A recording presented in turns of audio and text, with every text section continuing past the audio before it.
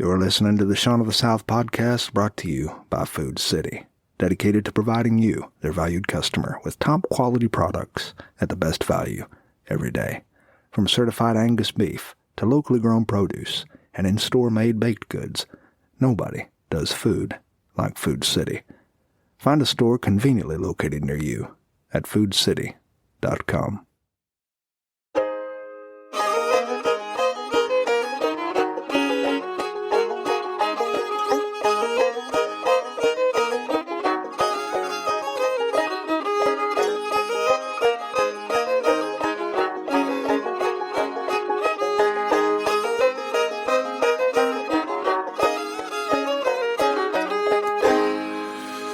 My wife and I spend about 75% of the year on the road. At least it feels that way. And we always stop at Food City whenever we're driving past one and walk through the store aisles. And I love the cashiers. They're very nice. I'm not a fan of Walmart and their self-checkout machines. Just a few days ago, I was forced and compelled to go to Walmart. Oh my gosh. It was like entering into Dante's fifth circle of hell. There were so many people walking in all sorts of directions, and they looked like they didn't want to be there. I didn't want to be there. None of us really wanted to be there. And I don't know why there was this collective depression hanging in the air, probably because of the self-checkout lane. The self-checkout lane it's horrendous. I don't know who invented the self-checkout, but it is like going to the gallows. You stand in this line and you have absolutely no idea whether or not this line is going to move fast or slow because there's no indicators. When you're walking through a line in an old-fashioned grocery store and you see people with these cartfuls of stuff, you can kind of anticipate which line is going to be your fastest line. Yeah, I'll take that cashier because she's moving pretty good. And this one right here, Granny's a little long in the tooth. Maybe we'll skip that lane and go to the next lane. Or this person here, they've got a cart full of stuff. I'm going to skip them and go to the express checkout lane, even though I've only got 11 items instead of 10. Well, with the self-checkout, you are screwed. You have absolutely no idea what your tempo is going to be. So you stand there and you wait. And there's usually some attendant there who's watching everybody scan their groceries. And they're not really watching at all. They've got their phone out and they're scrolling some form or fashion of social media, checking their snaps and their TikTok and Twitter X's and Facebooks and Instagrams and whatever else they're doing on work hours. And meanwhile, there's a lane that's blinking open and you kind of weave around them and they give you a dirty look and you start getting your groceries. And of course, you're going to get that message, if you're me, that says, please wait for assistance because God forbid you're trying to buy some item that requires assistance, such as beer, and they treat you as though you're trying to leave the store with an illegal narcotic. They ask you your birthday, and you look at them, and this cashier's maybe 21 years old, and I look like, Grandpa Jones. There's gray in my beard, and I have to recite my birthday to her. And she puts it in. I have to look at my driver's license, or God forbid, I accidentally set something in the bagging area incorrectly, so that the weight distribution is not affecting the apparatus which registers the change in micrograms and nanograms. My goodness, I don't like self-checkout aisles. Well, that led me to write the following column. I don't normally complain, and I'm not really complaining now. I more or less find this as extremely humorous. How did we get here? How did AI take over our whole world? It's going to the grocery store used to be quite a fun thing for me. I loved seeing the cashiers who asked how your mom and them were doing, and I loved catching up with people in the store. It seems like growing up, we lived in a very small area. You go to the store, and you couldn't get through the store without it taking you about 3 or 4 hours because you'd catch up with every single person in every single aisle. And then when you got to the cashier station, it'd take a while because someone ahead of you would have coupons and all that. And it was fun. It was slow. It was a very, very easy progression of events that got you to the final exit. And I liked it. I liked the aw shucks nature of it all. I liked seeing familiar faces and hearing familiar voices and just the hometown feel of it all. And most grocery stores used to feel like that. And things just kept getting bigger and bigger and bigger. And then the checkout process got completely dehumanized. And again, I'm not complaining. I just find it funny and a little bit interesting. AI is taking over at such a rapid rate that in my industry, if you call what I do a industry at all of writing, AI is being used all over the place. I mean, it only just came out and it was available for usage a few years ago in the field of writing, and now it is rampant.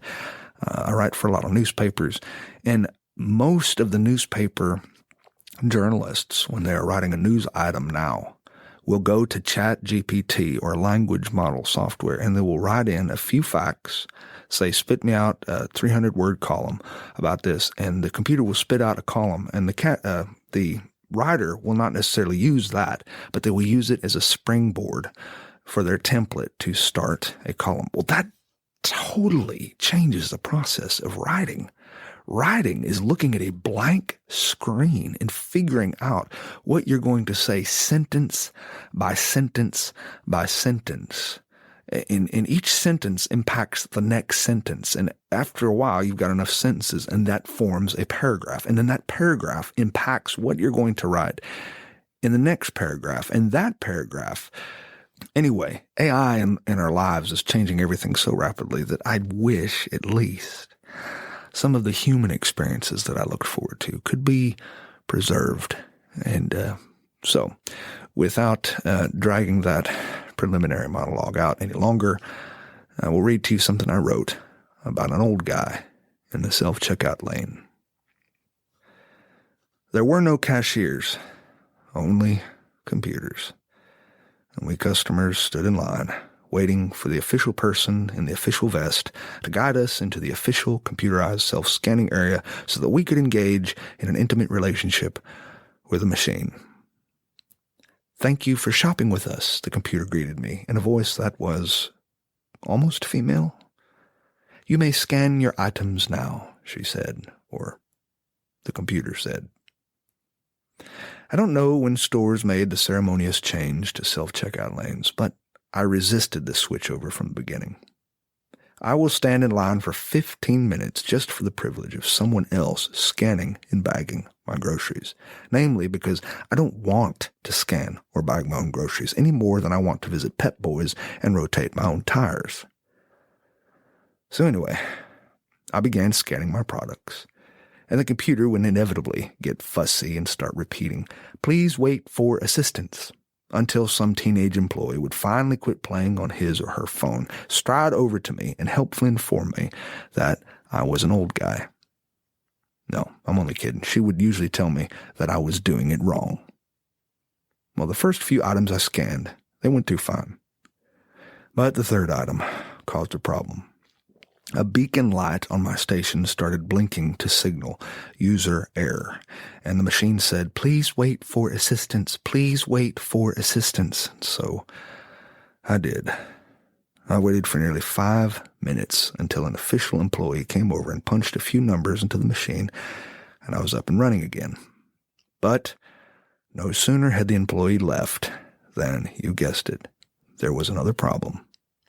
"Unknown item in the bagging area." The computer voice really seemed mad this time.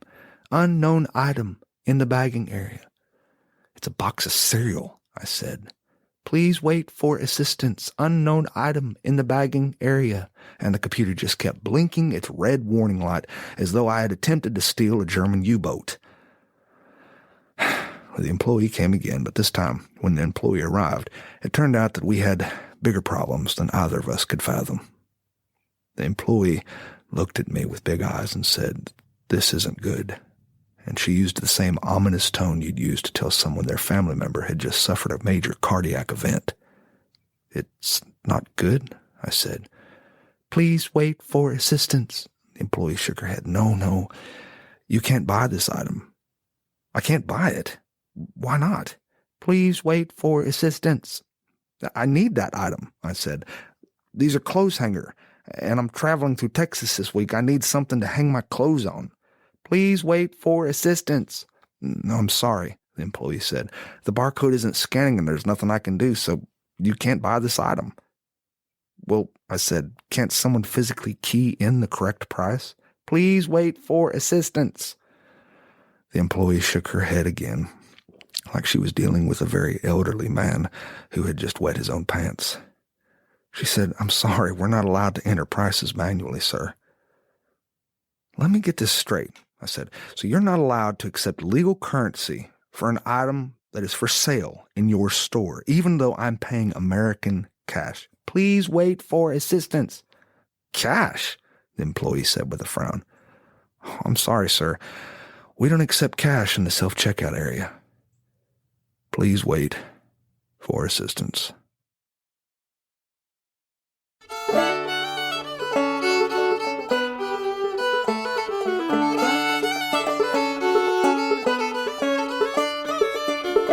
Well, thanks for listening to Sean of the South. I've been your host today, Sean Dietrich, and it has been a true privilege.